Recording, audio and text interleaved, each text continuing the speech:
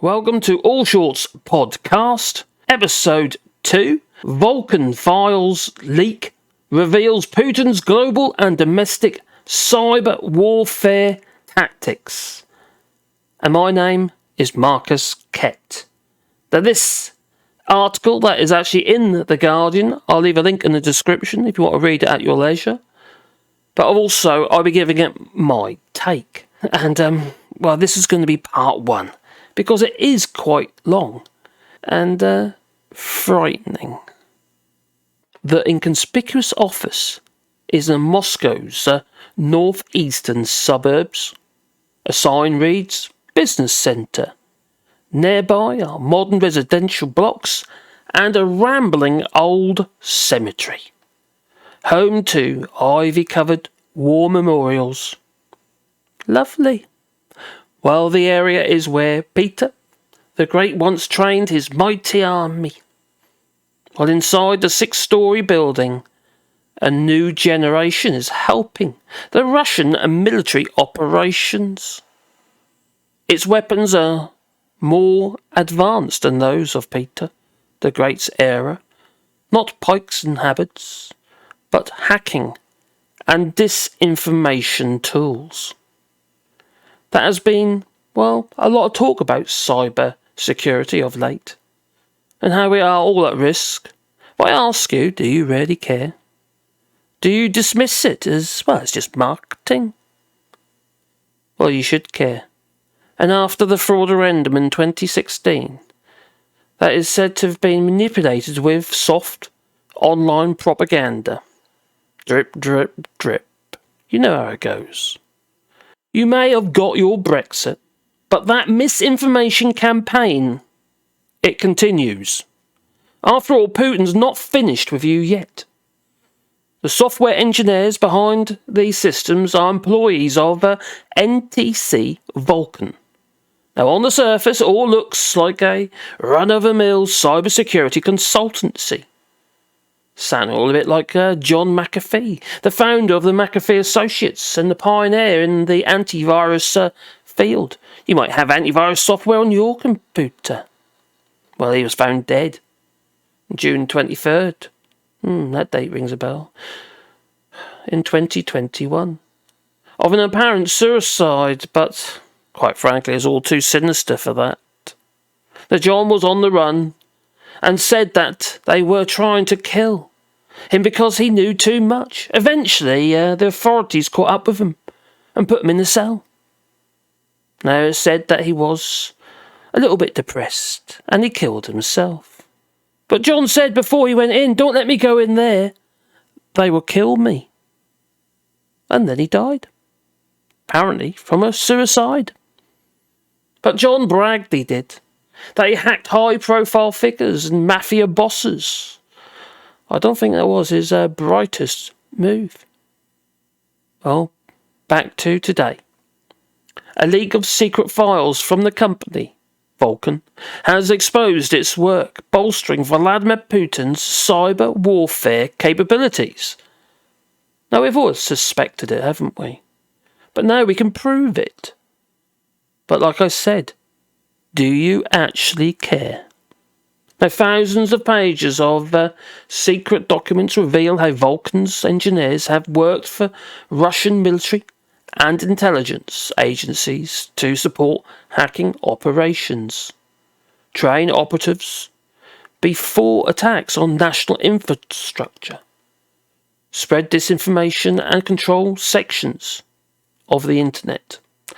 Now, our political stability has had the coach and horses driven right through the middle of it.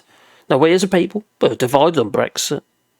But now, we're also divided on everything. And the main political parties are also divided.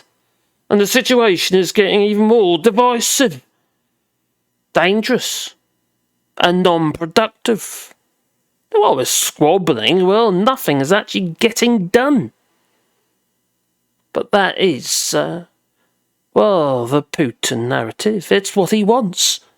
He wants us to be squabbling amongst ourselves, so we're not looking over there what he's up to. We'll leave that to Ukraine. well, the cyber warfare capabilities are still at play.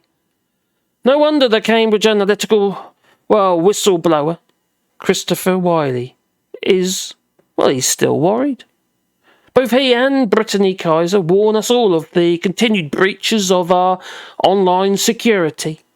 But like I said before, and I'm going to say that again, do you actually care? Now, thankfully, some countries and trading blocs do, and are pressurising the major online platforms such as Mark Zuckerberg's Meta and Facebook.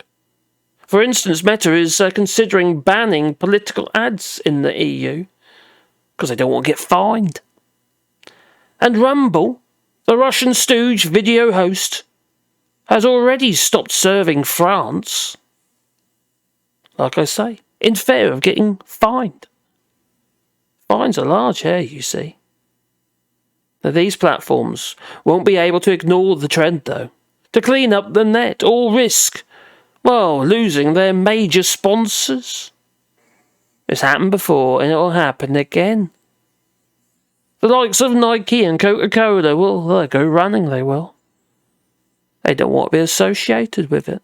No. Well, Vulcan's work is linked to the Federal Security Service. Or is it this the forerunner of the KGB? Maybe. The FSB. The Domestic Spy Agency. The Operational and Intelligence Divisions of the Armed Forces in Russia. Known as the GOU and the GRU. And the SVR. Russia's foreign intelligence organisation. Now, Putin ordered a hit on British soil with a dangerous toxin, a poison, Novichok. Well, everybody waved their arms in the air and shouted from the rooftops they did, but nothing happened.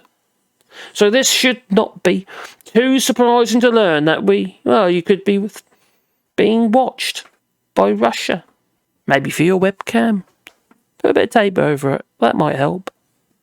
Well, one document links a Vulcan cyber attack tool with the notorious hacking group Sandworm, which the US government said twice caused blackouts in Ukraine and disrupted the Olympics in South Korea, and launched NotPetya, the most economically destructive malware in history, codenamed, ScanV.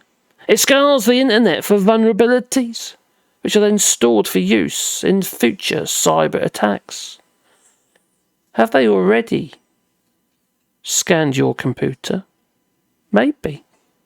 Another system known as AMSIT amounts to a blueprint for surveilling and controlling the internet in regions under Russia's command, and also enables disinformation via fake social media profiles. A third Vulcan-built system, Crystal 2V, is a training program for cyber operatives in the methods required to bring down rail, air, and sea infrastructure. Sounds like, to me that is a recipe for a fire sale.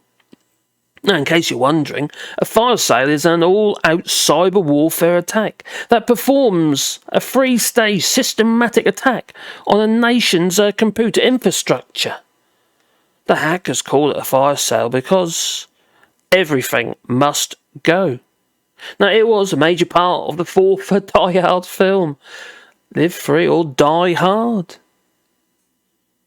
Well, a file explaining this software states the level of secrecy of processed and stored information in the product is top secret. The Vulcan files, which date from 2016 to 2021, were leaked by an anonymous and a very brave, quite frankly, whistleblower. Now, this whistleblower was angered by Russia's war in Ukraine, and no, it's not a special operation. Now, such leaks from Moscow are extremely rare, but days after the invasion in February last year, the source approached the German newspaper Süddeutsche, and said that the GRU and the FSB hide behind Vulcan, which is a company in Russia. The people should know the dangers of this, and the whistleblower said, because of the events in Ukraine, I decided to make this information public. Now, the company is doing bad things, and the Russian government is cowardly and wrong. I'm angry about the invasion of Ukraine and the terrible things that are happening there. I hope you can use this information to show what is happening behind closed doors. Now, I just hope personally that this whistleblower is safe. Well, the source later shared the data and further information with the Munich-based investigative startup Paper Trail Media. For several months, journalists working for 11 media outlets, including The Guardian, The Washington Post, and Le Monde, have investigated the files in a consortium led by Paper Trail Media and Der Spiegel. The 5 Western intelligence agencies confirmed the Vulcan files appeared to be authentic. The company and the Kremlin did not respond to multiple requests for comment. You don't say. Well, the leak contains emails, internal documents, project plans, budgets, and contracts. They offer insight into Kremlin's sweeping efforts in the cyber realm, at a time when it is pursuing a brutal war against Ukraine. Now, it is not known whether the tools built by Vulcan have been used for real-world attacks in Ukraine or elsewhere. But Russian hackers are known to have repeatedly targeted Ukrainian computer networks, a campaign that continues. Now, since last year's invasion, Moscow's missiles have hit Kiev and other cities, destroying critical infrastructure and leaving the country in the dark. Analysts say that Russia is also engaged in a continual conflict with what it perceives as its enemy, the West. And in Putin's recent addresses to the Russian public, he has often lied and perpetuated that hate for the West, including the US, the UK, the EU, Canada, Australia, and New Zealand, all of which have developed their own classified cyber-offensive capabilities in this digital arms race. Some documents in the leak contain what appear to be illustrative examples of potential targets. One contains a map showing dots across the United States. Another contains the details of a nuclear power station in Switzerland. Now, one document shows engineers recommending Russia add to its own capabilities by using hacking tools stolen in 2016 from the US National Security Agency and posted online. Now, John Holdquist, the Vice President of Intelligence Analysis at the cybersecurity firm Mandiant, which reviewed selections of the material at the request of the consortium, said that these documents suggest that Russia sees attacks on civilian critical infrastructure and social media manipulation as one and the same mission, which is essentially an attack on the enemy's will to fight. But what is Vulcan? Well, that is for tomorrow's podcast, part 2. Ta-ta. Well, for now.